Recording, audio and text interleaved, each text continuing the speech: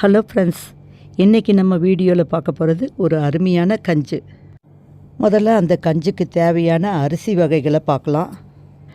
கைக்குத்தல் அரிசி, யானை கவுனி அரிசி, மூங்கில் அரிசி, கருப்பு கவுனி அரிசி, மாப்பிள்ளை சம்பா அரிசி, பூங்கார் அரிசி என 6 வகையான அரிசிகளை 1/4 கிலோன்னு 1.5 கிலோ அரிசி வாங்கி 3 மணி நேரம் ஊற வச்சு கழுவி காய வச்சு எடுத்தாச்சு.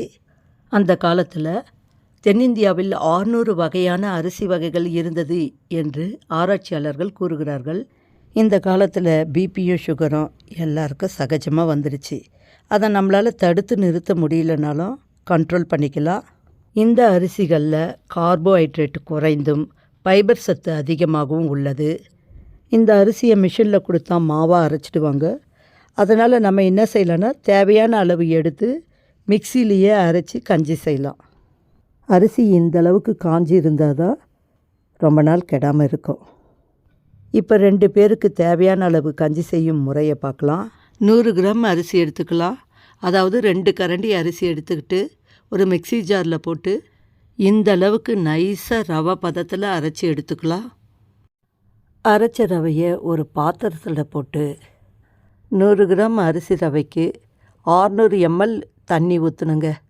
இது 3லேருந்து 4 மடங்கு தண்ணி அதிகமாக வச்சா தான் நல்லா வேகும். அடுத்ததாக கஞ்சிக்கு தேவையான அளவு சால்ட்டை சேர்த்துக்கலாம். அது கூடவே 10 பூண்டு பல்லை சேர்த்துக்கலாம். அது கூடவே 4 பச்சை மிளகாவை சேர்த்துக்கலாம். அது கூடவே 1 ஸ்பூன் சீரகத்தை சேர்த்துக்கலாம். அது கூடவே 1 ஸ்பூன் வெந்தயத்தை சேர்த்துக்கலாம். இறுதியாக 1 துண்டு இஞ்சை பொடுசாக நறுக்கி இதோடு சேர்த்து நல்லா கலந்து விட்டுடலாம்.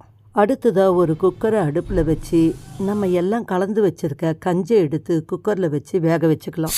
4 விசில் வந்துடுச்சு. கஞ்சி பாருங்கள், ரொம்ப அருமையாக வெந்திருக்கு. பார்க்குறதுக்கே ரொம்ப நல்லா இருக்குது. வாசனையும் சூப்பராக இருக்குது. இந்த கஞ்சியில் 1 கட்டு கொத்தமல்லி, 1 கொத்து கறிவேப்பிலை நல்லா பொடுசாக அரைச்சி நல்லா கலந்து விட்டாச்சு. அடுத்தது என்னங்க, டேஸ்ட்டு பார்க்க வேண்டியது தான்.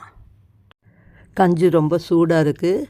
அதனால் ஒரு கப்பில் ஊற்றி ஒரு ஸ்பூனை வச்சு டேஸ்ட்டு பார்க்க சொன்னேன். வேணான்னு சொன்னவங்க கூட திருப்பி வாங்கி குடித்தாங்கங்க.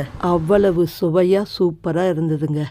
காலையில் நம்ம இட்லி தோசை சாப்பிட்றதுக்கு பதிலாக இந்த கஞ்சி செய்து சாப்பிட்டா உடல் எடையை குறைத்து ஆரோக்கியமாகவும் சுறுசுறுப்பாகவும் இருக்க பெரிதும் உதவி செய்யும். இந்த வீடியோ உங்களுக்கு பிடித்திருந்தால் ஒரு லைக் போடுங்க. இதே போல் ஆரோக்கியமான கஞ்சை செய்து பார்த்துட்டு உங்கள் கமெண்ட்ஸை பதிவு பண்ணுங்கள். மீண்டும் அடுத்த வீடியோவில் சந்திக்கலாம். நன்றி, வணக்கம்.